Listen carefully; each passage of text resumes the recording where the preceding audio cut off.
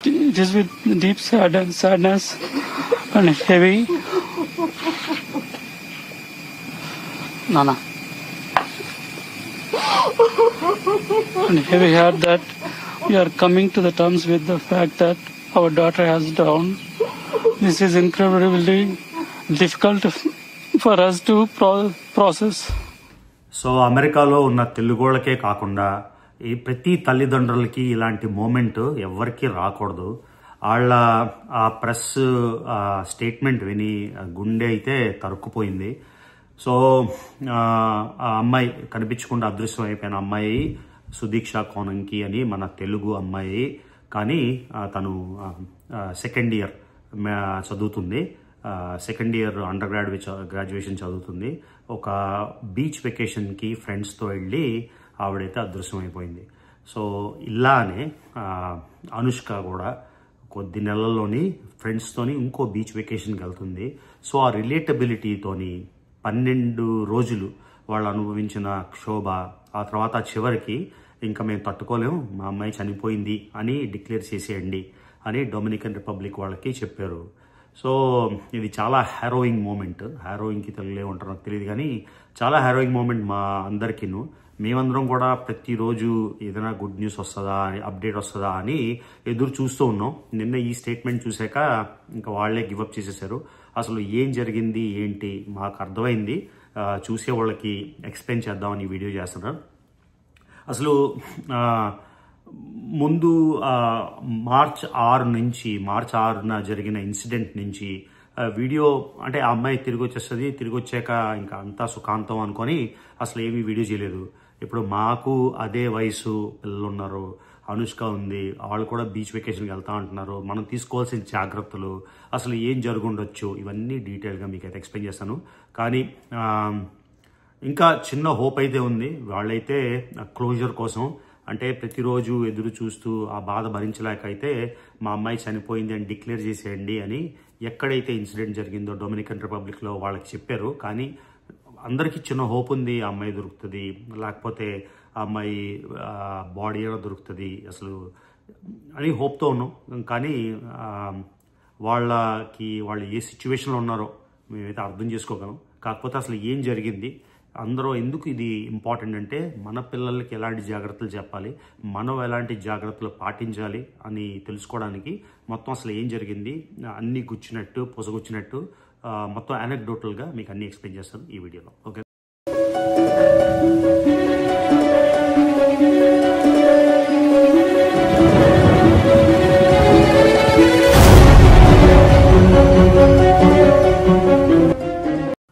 So ఈ video start చేసే ముందు వాళ్ళ తల్లిదండ్రులకి ప్రగాఢ సంతాపం ప్రస్తుతానికి, ఎందుకంటే వాళ్లే మా అమ్మాయి చనిపోయింది అని డిక్లేర్ చేయమని చెప్పారు కాబట్టి సంతాపం తెలుపుతూ మేము కూడా బాధ అనుభవిస్తున్నామని రీఇటరేట్ చేస్తూ, ఎందుకంటే ప్రతి క్షణం మేము అలా ఫాలో అవుతున్నాం ఏం జరిగిందో.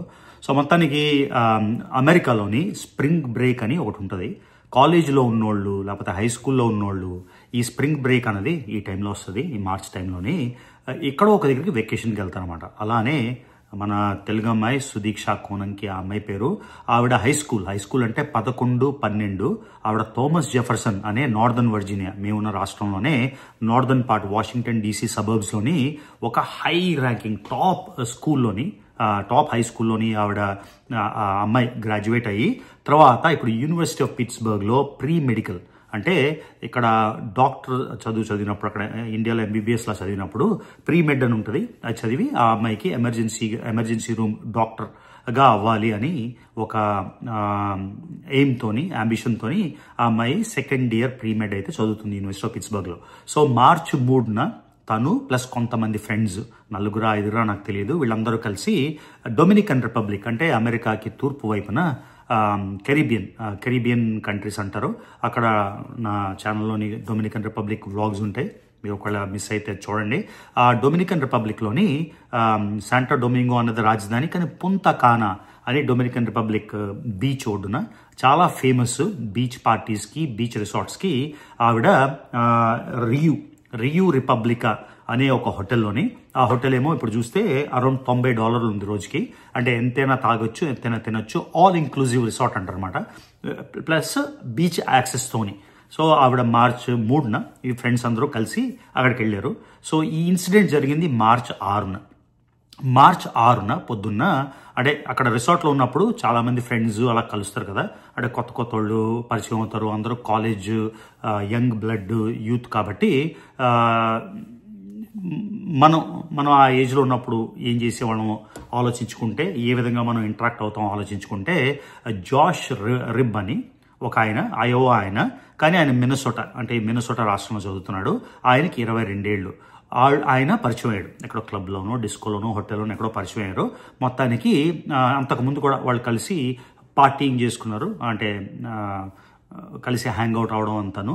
సో మార్చ్ 6న పొద్దున్న ఈ రియూ రిపబ్లికా హోటల్లోని పవర్ అవుటేజ్ వచ్చింది, అంటే కరెంట్ పోయింది. కరెంట్ పోతే అది ట్రాపికల్ కంట్రీ కాబట్టి చాలా వేడిగా ఉంటుంది, కాబట్టి చాలా వేడిగా ఉంది, పవర్ కూడా లేదు కదా అని పొద్దున్న 4:55కి మన సుదీక్ష తర్వాత వాళ్ళ ఫ్రెండ్స్ తర్వాత ఈ జాష్ రిబ్ అని ఈయన కలిసి 4:55కి బీచ్కి వెళ్ళారు.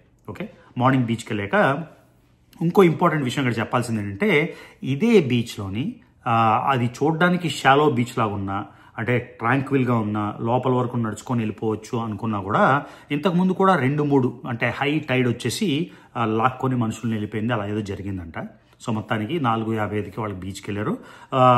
5:55కి అంటే ఇక్కడ video camera, hotel resort video camera బట్టి చూస్తే 5:55కి వాళ్ళ ఫ్రెండ్స్ వెనక్కి వచ్చేసారు, కానీ సుదీక్షను ప్లస్ ఆ జాష్ రిబ్ అక్కడ ఉండిపోయారు. సో వీళ్ళు 4:10కి వెళ్ళి ఎంతకి వెళ్ళారు, 4:15కి వెళ్ళి 4:15కి వెళ్ళి 5:55కి రిటర్న్ వచ్చారు. అంటే 1:40 నిమిషాలు అందరూ కలిసి ఉన్నారు. ఆ తర్వాత 5:50కి వీళ్ళు మాత్రం వచ్చేసారు. సో వాళ్ళిద్దరూ ఉండిపోయారు. ఆ తర్వాత ఈ జాష్ రిబ్ అనే ఆయన 9:55కి అంటే వీళ్ళ ఫ్రెండ్స్ వచ్చేసిన 4 గంటలకి హోటల్ కెమెరా బట్టి ఆయన కూడా వెనక్కి వచ్చేసాడు, కానీ సింగిల్గా వచ్చాడు. ఆయన షర్ట్ నాకు మా గురూజీ అడిగారు, ఆయన వచ్చినప్పుడు షర్ట్ వేసుకొని వచ్చాడా, షర్ట్ లేకుండా వచ్చాడా అని. సో ఇప్పుడు నేను కెమెరా చూస్తే ఆయన షర్ట్ లేకుండా ఆయన 9:55కి వచ్చేసాడు. 9:55కి వచ్చేసి, అంటే ఇక్కడ ఏం జరుగుండొచ్చు అంటే ఈ అమ్మాయి ఆల్రెడీ హోటల్లోకి వచ్చేసింది అని అనుకొని ఆయన సింగిల్గా అయితే వచ్చాడు. సో మొత్తానికి ఈ అమ్మాయి కనబడకపోయేసరికి డొమినికన్ రిపబ్లిక్ పోలీస్ ఆబ్వియస్గా అందులోని అమెరికన్ సిటిజన్ కాబట్టి ఎక్స్ట్రా, అంటే వేరే వాళ్ళకైతే చెక్ చేయరని కాదు, అమెరికన్ FBI అందరూ ఇన్వాల్వ్ అయ్యి ఎందుకు కనబడట్లేదా అని హెలికాప్టర్స్తోని మొత్తం అంతా సరౌండింగ్స్ అంతా కూడా గాలించారు. ఎక్కడైనా అమ్మాయినా కనిపిస్తుంది, లేకపోతే ఒకవేళ పొరపాటున సముద్రంలో కొట్టుకెళ్ళిపోతే, అందులో సముద్రంలో మునిగిపోతే ఆవిడ బాడీ అయినా కనిపిస్తుందని మొత్తానికి ఎక్కడ ఏమీ కనబడలేదు. సో తర్వాత ఈ జాషువా రిబ్ అని ఆయన్ని క్వశ్చనింగ్కి తీసుకెళ్తే ఆయన 3 రకాల వర్షన్స్ చెప్పాడు, 3 రకాల స్టోరీలు. అంటే స్టోరీ అనలేవు, అంటే ఆల్రెడీ ఆయన తాగేసి ఉన్నప్పుడు కరెక్ట్గా గుర్తురాదు, అందులో పోలీసులు అందరూ క్వశ్చన్ చేసినప్పుడు కొన్ని డీటెయిల్స్ బయటకు వస్తాయి కదా. మొత్తానికి దానికి సమ్మరీ ఏంటంటే, వీళ్ళ ఫ్రెండ్స్ అందరూ వెళ్ళిపోయాక ఆ అమ్మాయి మోకాల వరకు సముద్రంలో ఉండి, అంటే పొద్దున్న 5:50 తర్వాత 6 గంటలో 6:15కో సన్ రైజ్ చూడడానికో మోకాలు లెవెల్లో నీటిలో ఉంటుండగా సడన్గా ఒక హై టైడ్, అంటే ఒక పెద్ద కెరటం వచ్చి ఇద్దరిని లాగేసింది లోపలికి. లాగేస్తే ఈ జాషువా రిబ్ అనే ఆయన పూల్ బాయ్, అంటే పూల్ షాపరోన్ అంటారు కదా, కరెక్ట్ వర్డ్ నాకు గుర్తు రావట్లేదు. యూజువల్గా ఇక్కడ lifeguard, pool lifeguard ఎవరైనా పొరపాటున పూల్లో పడిపోయినా వాళ్ళని రెస్క్యూ చేయడానికి, వాళ్ళని కాపాడడానికి ఉంటారు.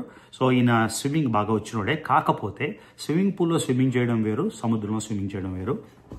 ఇలా లాగేసినప్పుడు ఆయన కష్టపడి ఈ అమ్మాయిని ఇక్కడ చంక దగ్గర పట్టుకొని కష్టపడి బయటికి తీసుకొచ్చాకేమో ఆయనకి సముద్రం నీళ్ళన్నీ ముక్కులోకి, కళ్ళలోకి, నోట్లోకి వెళ్ళిపోవడం వల్ల కంటిన్యూస్గా వాంతులు చేసుకుంటున్నాడు.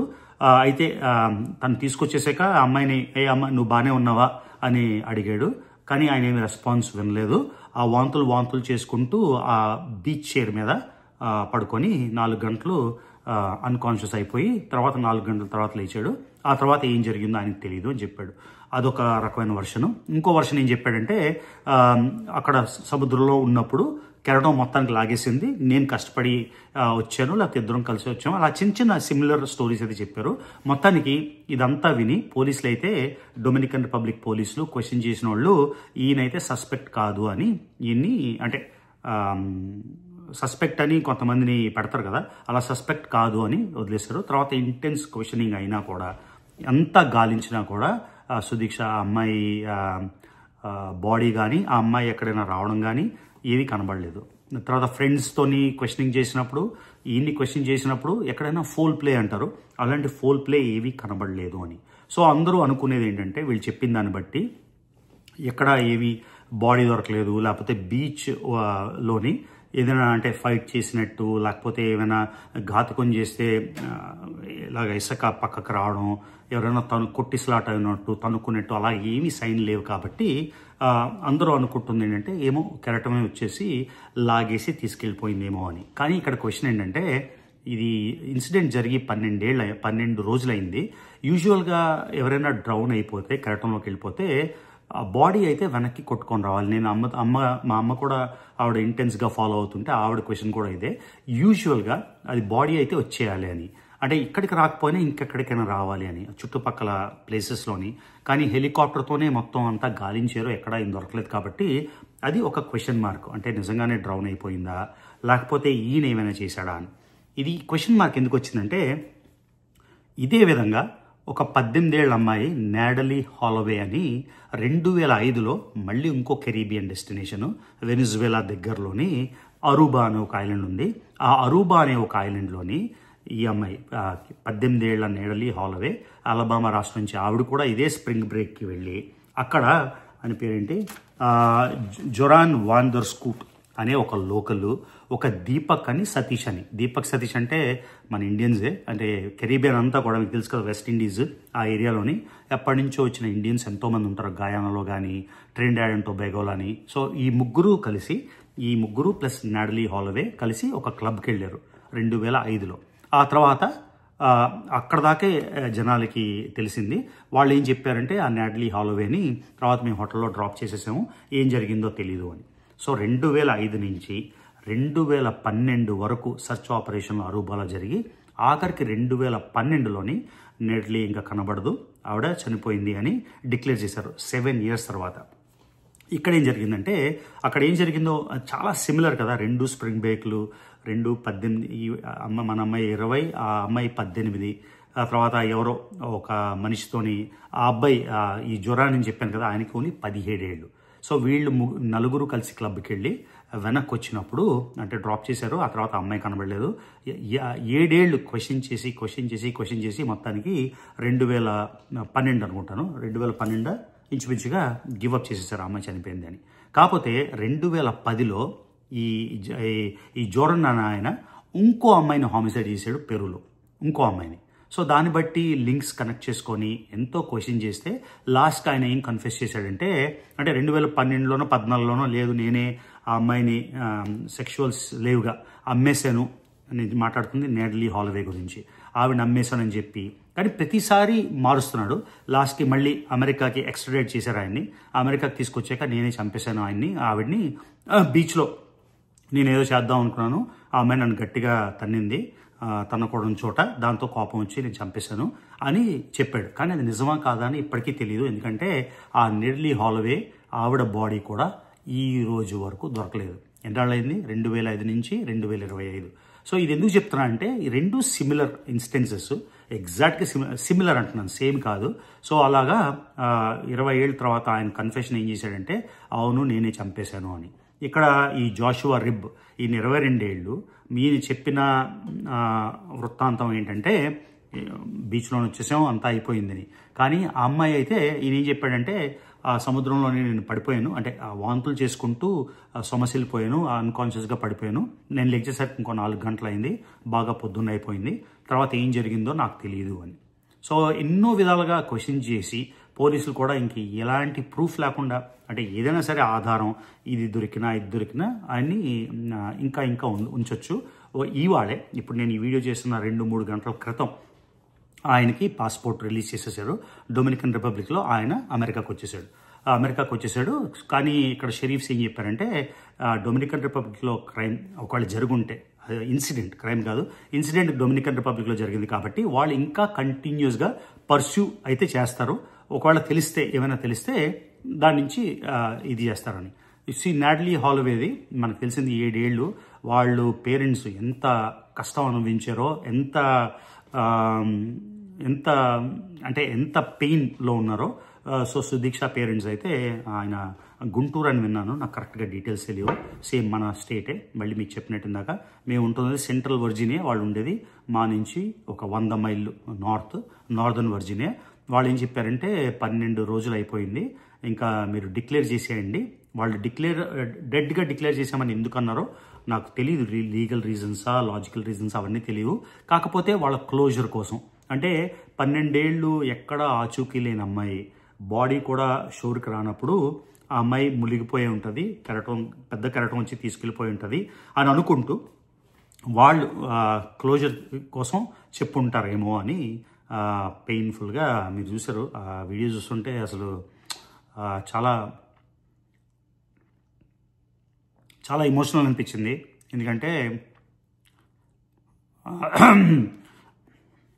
ఎందుకంటే సేమ్ మన వయసు అమ్మాయి, మన ఇంట్లో ఉన్న అమ్మాయి, అంటే రిలేటబిలిటీ ఎలా చెప్పాలంటే ఎవరికైనా పెయిన్ అన్నది పెయినే. కాకపోతే మనకి ఓ అమ్మాయి ఉంది, వర్జీనియాలోనే ఉంది, తను కూడా ఇదే స్టేటస్లో ఉంది కాబట్టి we can understand the pain మాట. So I can understand what they are going through. So ఇది జరిగిన విషయం.